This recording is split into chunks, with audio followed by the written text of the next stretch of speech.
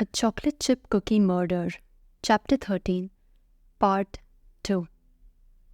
The snow was still falling and it created lovely halos around the old-fashioned streetlights that lined the brick walkways between the units.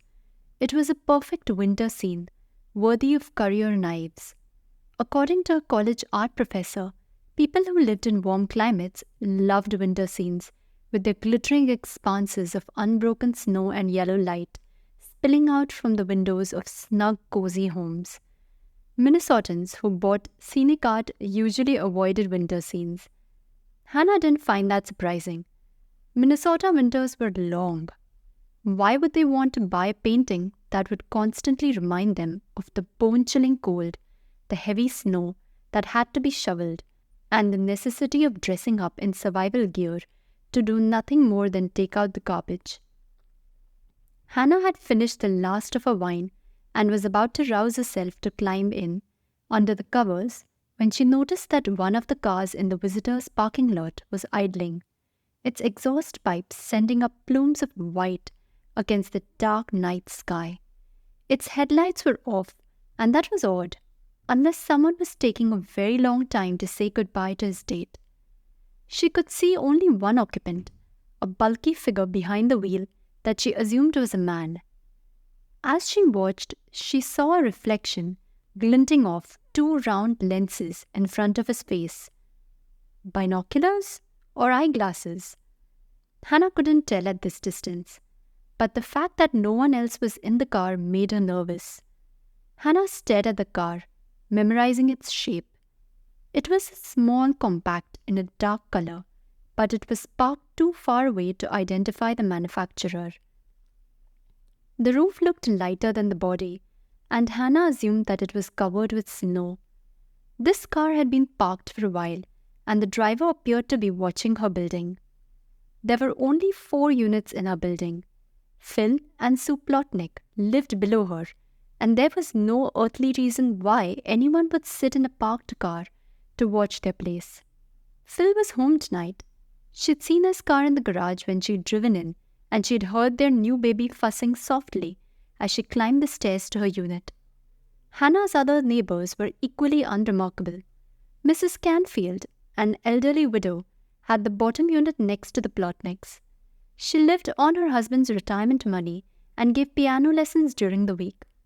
Above her were Margaret and Clara Hollenbach, 2 middle-aged unmarried sisters who were very active at the Redeemer Lutheran Church. As far as Hannah knew, there wasn't a breath of gossip about them, except for the time they'd washed the altar cloths with a red blouse of Clara's, and they'd come out pink.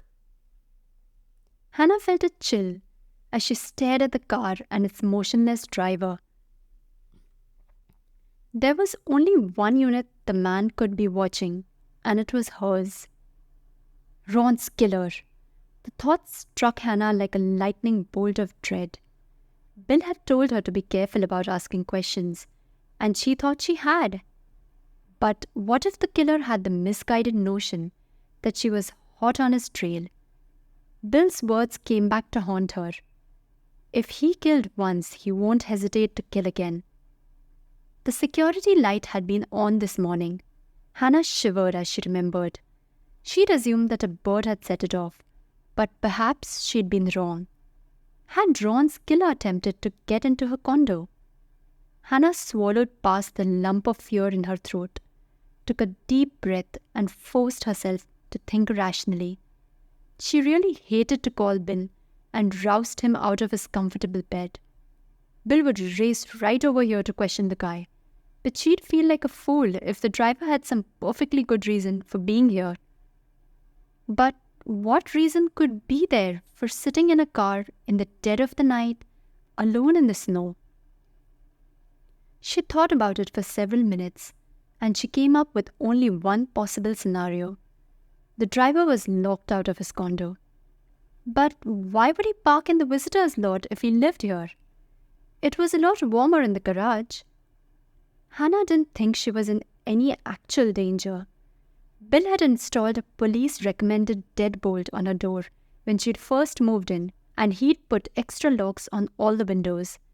She even had an alarm system installed by the previous owner that boasted a siren, clanking bells, and 2 keypads, one by the front door and another in the bedroom. Hannah had never bothered to turn it on before, but tonight she would. She hadn't been born with 9 lives like her feline roommate. She was about to go to the keypad to activate the system when she had a brilliant idea. The moment she thought of it, she jumped up and rummaged through the closet for her camera. She'd take a picture of the car. It was sitting right under the streetlight, and the license plate would show, and she turned the film over to Bill in the morning. Her camera was out of film, and it took a frantic search to find a roll. Hannah turned off the flash, knowing it would just glare off her window pane, and used the zoom lens to snap several shots of the car. Then she activated the security system and sat down in her chair. She'd done all she could, with the exception of alerting Bill, but she'd never be able to sleep peacefully. She might as well resign herself to an all-nighter stint of surveillance. Several minutes later, armed with a freshly made cup of coffee and a box of cheddar cheese crackers, Hannah sat down in her chair again. As she alternately crunched and sipped, Moish opened his good eye to give her a curious stare and promptly went back to sleep again. "Some attack cat you are," Hannah complained, and then she heard the sound of another car approaching the visitor's parking lot. As it drove past one of the old-fashioned street lights, Hannah recognized Bernice Magic's yellow Cadillac. Bernice, who lived in the building directly across from Hannah, turned in to park next to the snow-covered car. She got out, the man got out, and they embraced in the parking lot. Hannah punched in the code to turn off the security system and opened the window to listen in on their conversation. She heard Bernice say, "Sorry, honey, I didn't think I'd be out this late." And the man replied, "That's okay, Mom. The traffic was light and I got here sooner than I thought I would." Feeling more than a bit foolish, Hannah closed the window, set her alarm clock, and climbed under the covers. She rousted Moish from the nest he'd made on the pillow and plunked him down on his. "I must be getting paranoid," Hannah murmured as she reached out to pet Moish's soft fur. "I should have taken my cue from you and just curled up and gone to sleep."